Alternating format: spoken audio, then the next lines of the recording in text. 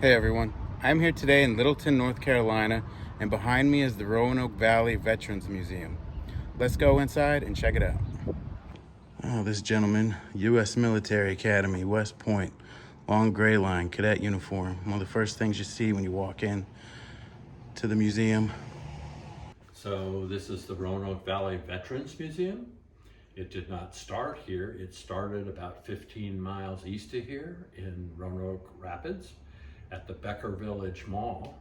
And this is the founder of the museum, Dallas Jones, Pearl Harbor survivor. He was over at Kaneohe on Sunday morning, December 7th, and walked outside and said, "Oh my gosh, look at all these airplanes flying. Are they having an exercise today or something? What the heck's going on?" Mm-hmm. And then started dropping bombs and strafing, and he goes, "Oh my goodness." Ran into the hangar, picked up a 50 caliber machine gun, went outside, put it on a fence post, sat there and started shooting. Wow. And I said, "Dallas, how much did you shoot?" And he said, "All that I had." And I said, "Great answer. What did you hit?" And he said, "Absolutely nothing.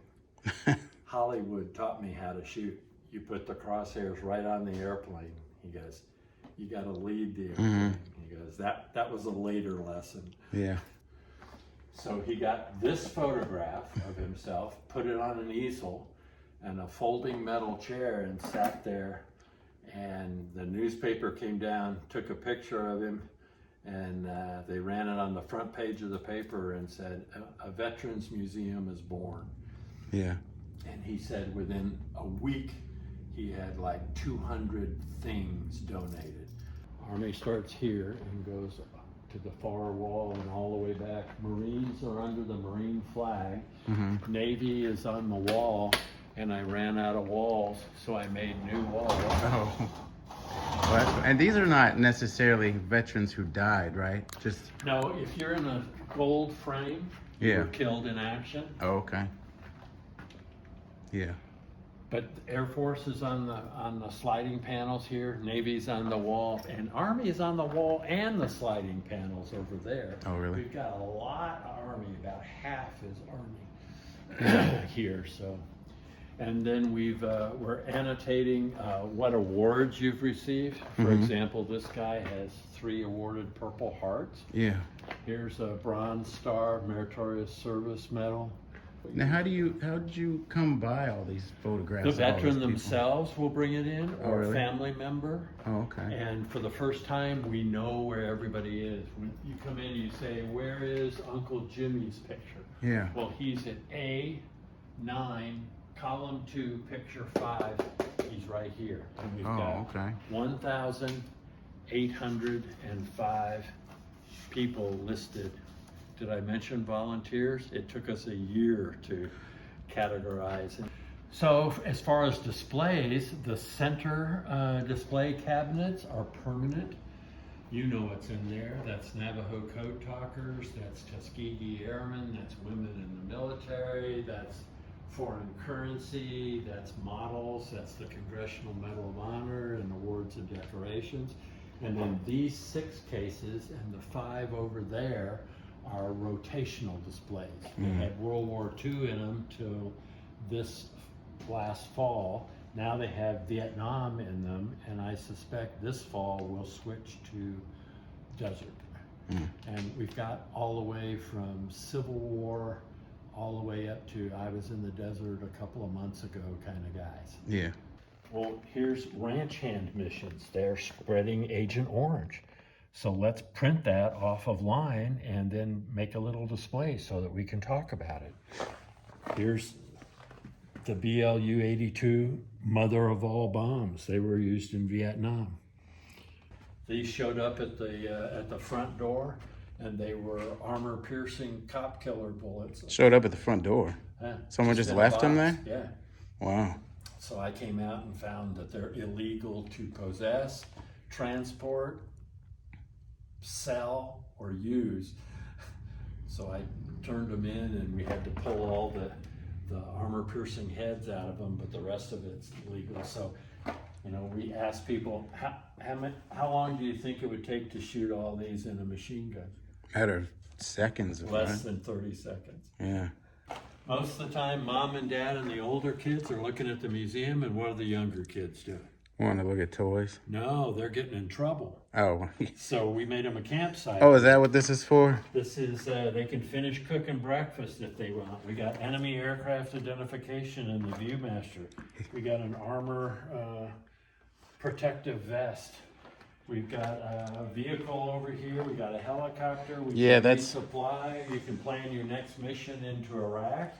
And if people are shooting at you, you can hide behind the brick wall, and you can still surveil their position. And So this whole little tent and everything right here is for kids to play at while they're here. And while mom and dad are looking at the rest of it, this is well used. I was wondering. See, when I saw the truck and the helicopter, that's why I was saying toys. Yeah. If mom wants you to, you can take a nap. Oh, is that what that's here or for? too? time out here. Yeah. And look at this Navy guy. He's been on timeout for months. You know how the Navy is. And that's a real live MASH surgery table. Remember the MASH TV show? Yeah. That's a surgery table. So we said, we've got all these hats. You student, come pick out a hat, put it on, stand right here. We'll take a picture of you. You got the American flag in the background. You got a nurse. You got the MASH table. You can put on a helmet or a hat. My granddaughters came and I said, this is my helmet. This is the helmet I wore blowing things up. You can wear any hat you want for your picture and we'll send it to grandma. And my 8-year-old granddaughter goes, oh. The Vietnamese. Young lady, when we get home, you go to your room. This is the longest held enlisted prisoner of war. He was 22 years old. Bill Robinson is his name? Yep. And he was a helicopter crew chief on that helicopter in Vietnam. And he got shot down. And when he got captured, they went next door into the neighboring rice fields and got the tiniest little girl that they could find. Put a helmet on her, gave her an AK-47 and said, pretend like you're guarding him. So this was on the front page of multiple newspapers worldwide. Big doofy America getting their butt kicked by scrappy little Vietnam was kind of the message. Oh. And they made postage stamps that North Vietnam used. And Bill ended up writing this book, The Longest Rescue, because he's the longest held enlisted prisoner of war of any war America's ever fought. There were officers that were held longer, but Bill's the longest held enlisted man. Yeah. He was a prisoner for 2,703 days, which is almost 8 years. Wow. This is Yeah, I was looking at this. It's pretty cool. I didn't know about bicycle this. playing cards. Prisoners in Germany would get a Red Cross packet, deck of cards, razor, toothbrush, cookies from home if the guards didn't eat them. And the Germans didn't know and never found out that if you soak the cards in water, you could wipe them off and make a map, not of Germany, but of your Starlog, your prison area. Yeah. Which is pretty cool. Yeah. Worked pretty good the first time. Don't think it could work again. Yeah. Congressional Medal of Honor, a real one. The recipient wants to remain anonymous. So we have Carl Greger on all the paperwork. He's the neighbor. And at some point the family will say, we want the medal returned. And this is near and dear to me personally. I commanded all the airdrops into Bosnia, fed a country, 93 to 95. And the price on the black market for food went from way up here. So we knew that that was being successful. Yeah. And this is a guy that worked with me. He was part of a modeling club up in Washington, D.C., and his widow called and said, it's time. If you want the medals and the cases, come on up and get them. So we jumped on that. Mike made all of these medals. I flew F-15s, I flew F-16s, I flew T-38s, T-37s. So he made all these? Made all of these models. Yeah. I mean, the ones down here at the bottom too? You bet. There's some carriers and Navy airplanes, and then the backside are the bombers and the historic airplanes and the recce birds. He researches the specific unit and paints the correct name of the crew chief and the correct tail number and you had to know Mike. He was a perfectionist. Yeah. This is me. I was in the Pentagon for 9/11 and ended up being the CAT director for the Air Force. So you were there when it happened, huh? I was there when it happened. The airplane took off from Washington Dulles and go en route to Los Angeles, which means he had a full fuel load. He was doing about 400 knots when he impacted the building. This is 1, 2, 3 seconds after the initial impact. He flew into this hole, and about 40 minutes after impact, this part collapsed because of the heat. The building burned for days and nights. Yeah. And the densest part of the airplane are the engine cores. And the engine cores went through the E ring, the D ring, and stopped in the C ring. The fuel went everywhere, but the engine core stopped on the C ring. So every exterior wall's 3 foot thick, 3, 6, 9, 12, 15 feet, 15 linear feet of concrete from here to the t-shirts, solid concrete. Oh, wow.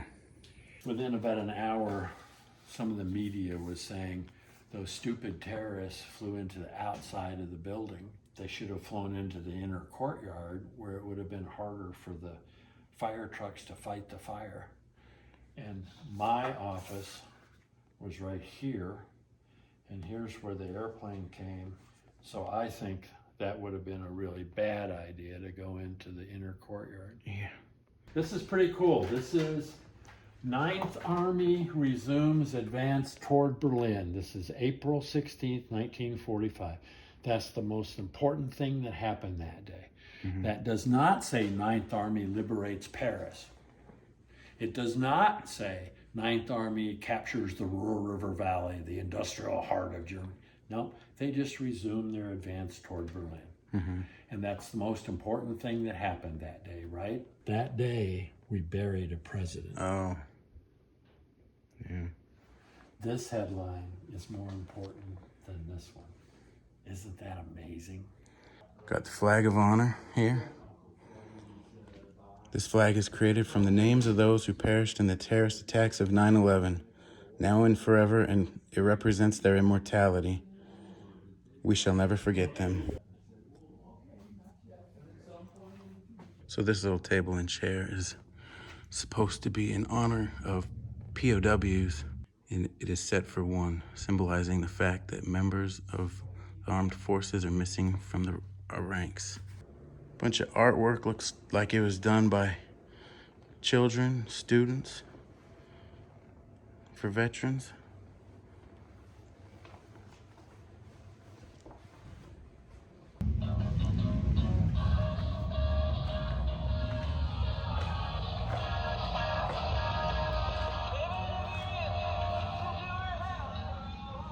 So cool little museum here in Littleton, North Carolina, dedicated to the veterans. If you're ever in the area, definitely come check it out. It's a nice little place. Thank you for watching the video. Peace.